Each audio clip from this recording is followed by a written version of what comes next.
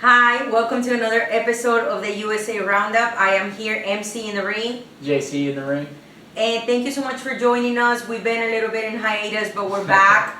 We're coming off great boxing this past weekend, Cinco de Mayo, known for always being a boxing day. Exactly, it's Canelo's day. Yes, of course. It used to be Floyd's day. Yeah, exactly. I mean, who would it be next? What do you think? I mean, it's probably gonna be Ryan's day, or is it gonna be Tank's day? Yeah. Well, that's another fight that we're also coming off, and it was such a great event. There were different events, each in their own, but I do believe that the Tank and Ryan it's Garcia still the show. was It's still the show. Of course. I mean, Canelo, his first fight back, he fought a tough John Ryder. That Very was tough. able to go the distance. I mean, he was knocked down multiple times. 3 times. And he was able to get up and go through that fight.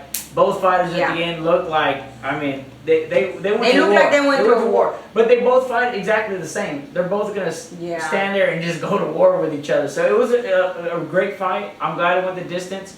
I'm excited to see what Canelo does next. I know he said he only wants to fight Bivol at 175.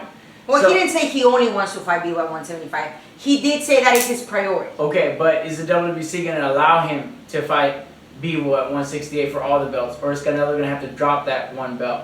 Well, there will be fighting for Bivol's belt, but it's like, how can Bivol put up his belt when I thought he's not allowed to fight for his belt? He's not allowed to fight for the WBC. So, which would be part of the undisputed, right? Exactly. I mean, even another undisputed person, Jermell Charlo, 154 undisputed, who had a very amazing career or path to make it to undisputed. Yeah. He called them out and said, guess what? Undisputed versus undisputed. He goes, this is like what boxing's all about. And I like it. I think that's a fight that could have been made in the past. Yeah. I think they've kind of crossed paths. Yeah. It wasn't the right time, obviously, when that happened, but I would like to see Canelo if he could make 160 again. That'd be really interesting. I mean, he would bring a lot of power to 160. I agree. If he could make that weight, I don't know. and maybe make 160 a little bit more interesting. I mean, he looks great at 168. I mean, but I think he could look better now that maybe he's getting older. I think he could look better at 160. Yeah. I agree. Yeah. I don't like multiple people out there, experts or commentators or whatever. A lot of them are saying, please don't go up to 175. I also don't think it's the best thing for him. Yeah. Now, obviously, he's going to do what he wants to do. He's the A-side. He's the face of boxing. Yeah. So, of course, he's going to get what he wants. And exactly. I can see he wants to get that revenge. He lost to Bivol. So, and he got lost in like 10 years. So, yeah, I mean, and Bivol is a great boxer. So he's lost to just great boxers. definitely. You know what I mean? So that's something that I think he needs to try to change in his game Overcome plan. somehow, yeah. And I think that's what he wants. I think that's why he wants that challenge again at 175. And I applaud him. I want him to have that rematch. But after that, I want the Benavidez. I actually disagree a little bit. I think that you either... Benavidez has already been waiting. I personally think that if you are deciding to now go and fight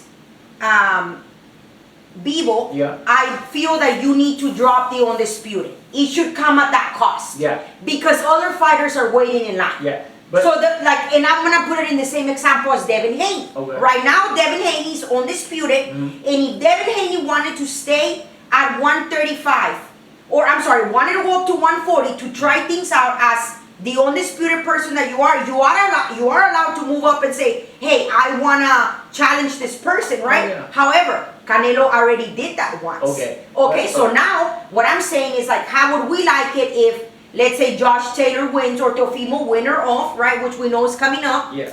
The winner of that, let's say that Devin says, I want to go up now. Well, you can do it maybe one time, but then after that, other people that are in that weight class, like Shakur Stevenson, is going to want that. Yeah, but you forget who is mandated for the WBC. It's Benavidez. Yes. And Canelo's protected by the WBC. Is he protected? We don't necessarily want to say he's protected. I mean, that's why they don't want to allow Bivol to fight at 168 for the undisputed. Is that like a conspiracy? I feel like it is. Let's be honest. What do you guys think? It's not a conspiracy. They've literally come out and said.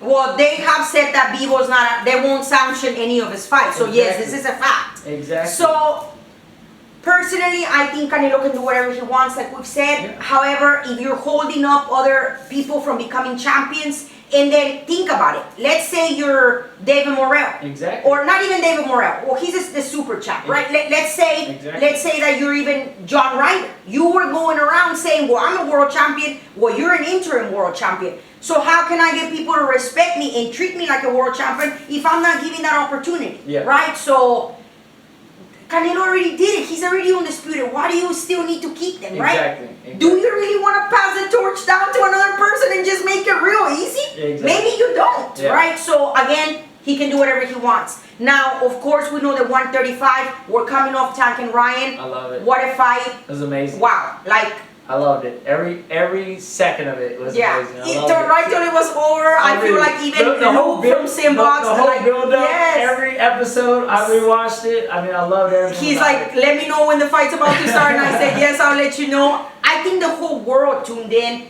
and that's amazing. Exactly. It was amazing. And I'm glad everyone paid for it. Yes. You know what I mean? Over 1.5 million pay-per-view sales, which, you know, I feel like it was so much more than that. Ryan, again, all props to Ryan. He, I think, showed that if fighters want, as long as one of the two fighters really wants the fight, the fight will be made. Exactly. Right? So not only do I want to give kudos to Ryan, I also want to give kudos to Oscar. Exactly. Oscar's been one, I don't know if he's the only, but he's been a promoter that has worked with every other company, maybe not Bob, to put a fight together. Exactly. He's worked with Al Heyman to put the Ryan fight together. Yeah. He worked with Showtime. He also worked with Eddie Hearns recently to put the Zurdo and Bebo together. Yeah. So, but in the long run, Oscar knows. In the long run, that's what he did. I agree. I agree. Mayweather did the same thing. He had to take a pay cut against Oscar. But what happened? Yes. He became the most. Yeah. How many? He's like top. He has the whole ranking from. You gotta risk it for the biscuit. But now Tank and Ryan they made the top 5 now. They broke history. That's amazing. Yeah. That just goes to show you. And they looked amazing doing it. Everybody. Yeah, I can't wait to see it at 140 or 147. I do believe that there's room there for a rematch. Oh yeah. Just because of the amount of pay-per-views that were sold. Ryan's gonna get better. Yes. So Ryan has left his trainer, Joe Goosen. He was not. It's not like they were long time. Partners like Calvin Ford with Devin with. Calvin wants. I know. He wouldn't mind trying. I personally am thinking that Ryan's gonna end up in Texas. I hope he's gonna end up here in Texas, and I think he ends up with Derek James. Personally, maybe that's kind of what I would like to see. Yeah. Another person that I think would be really good for him would be maybe somebody like Bobby. Yeah, down in Houston also. There's so many great you can spar so many great fighters around here. Yeah. So I think his next stop is gonna be here in Texas for sure. Another Texas champion that we actually have in Houston out of Main Street Gym, that is Regis Progress. Of course. A new signee to Matchroom Promotions. I love it. Congratulations to all of them. And he already has a fight. Yes. Against Paro. Yes, he already has a homecoming fight. They're going to be fighting June 17th. Regis Progress, versus Paro. I believe Paro, I think, is Australian, no? Yeah. Okay. I think it's his first fight coming over here to America. Well, Australians, you know, Cambosos came through, so and he's going to New Orleans, the party city. Yeah. And another interesting factor is that Ramla Ali will be the co-main event to that. Yeah, that's gonna be amazing. Which the news were also dropped that they're working on a movie of her life. As you guys might not know, she was a Somalia refugee, and then she became a model. Okay. She's 32. She looks so young. Yeah, she does. Like, it's crazy, right? But congrats to her too. And of course, the other side, that Matchroom Promotion. To me personally, I kind of already thought like he was already coming to America, but I wasn't really sure when it was gonna happen.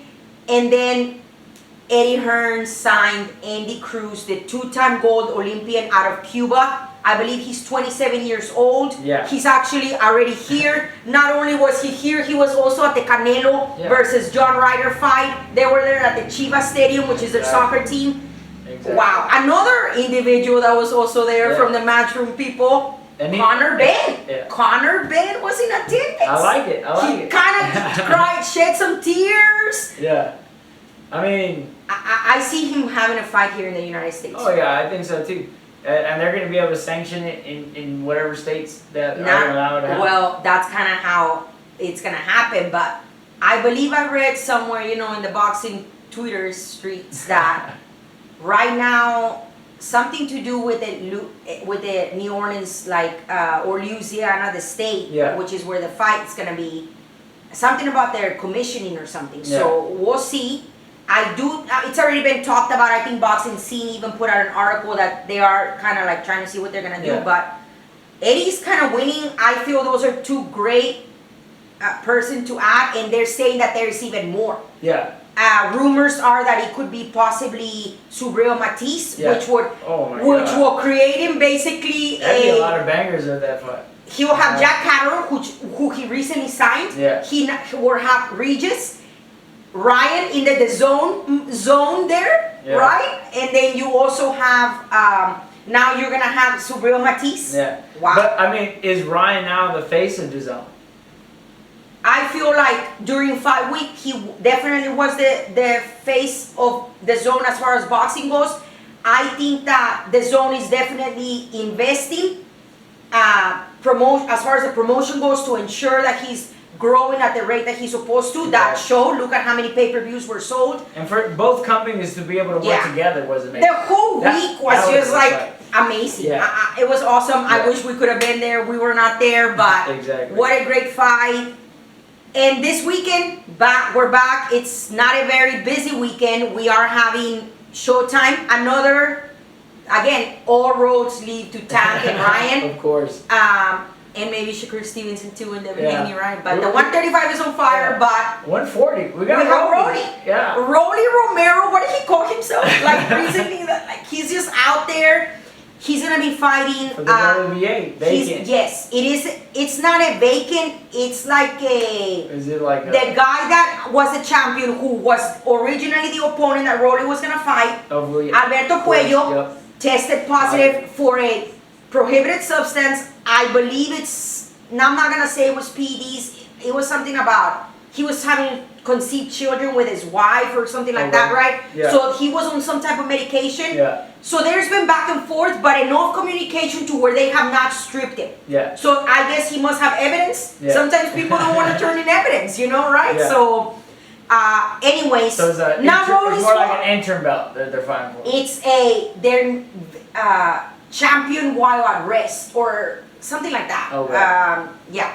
They do this in the UFC. If they don't have interims in the UFC, they just have this other thing. Okay. But that's why we shouldn't even have interims. Right. If somebody's hurt, then put them champion at recess. That's what it's called, champion at recess. Yeah. Why are you creating all these interims? Now there's 8 champions in the 4.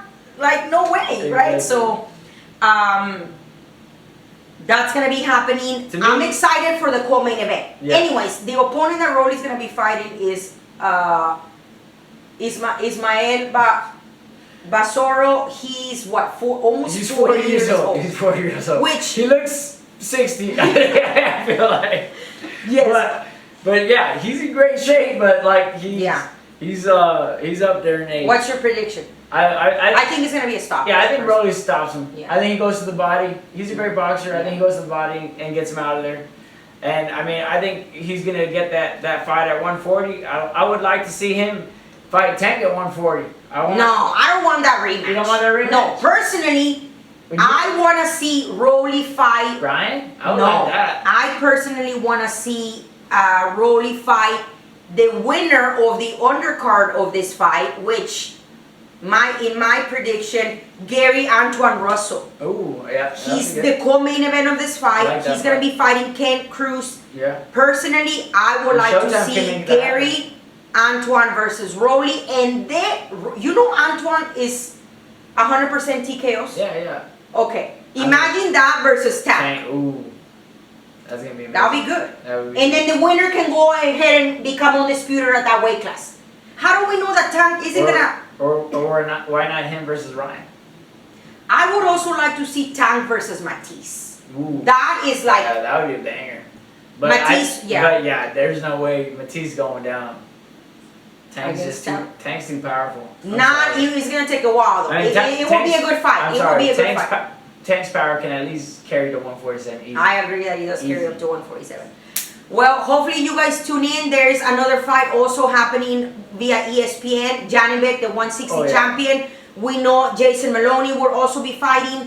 I'm just kind of ready to see where Janibek is gonna go after this fight. Like, are we gonna see some action in the 160? I'm not really seeing any. I feel like they need to start mandating some fights. Yeah, they're allowing the fighters to keep their belts, and they're not mandating. Charlo Germont is one of them. He's had personal issues, but apparently now he's ready to come back. So personally, I would like to see Charlo stay at 160, defend 160. I think they're trying. I don't know. I would like to see Romero go fight Triple G for his last fight. That's another person in the mix, but guess what? But Jaime Mujia's also being thrown in there for Triple G. Jaime Mujia out of Mexico. I want Jamal versus Caleb Plant. Let's make that fight happen at 168. First fight. Yes. Let's go, baby. Let's go. I mean, Boo needs to get some fights too. Okay, that's another person. That's another fight. That needs to happen. The one, we gonna be popping. Canelo needs to start fighting these guys or drop the belt. Yeah, they're like separated. Keep whichever one you want. Benavidez needs to start fighting. It's gonna be amazing. Yeah. 168 is gonna be the main. What if he just drops him? What if he just drops him and then the other people become the champions and he's like, Anyways, it's amazing. Yes, boxing is back, guys. Let's go, baby. Thank you so much for tuning in. Make sure to comment, like, and subscribe, and follow us on Twitter, Instagram. JC_in the ring. MC_in the ring. Thank you, guys.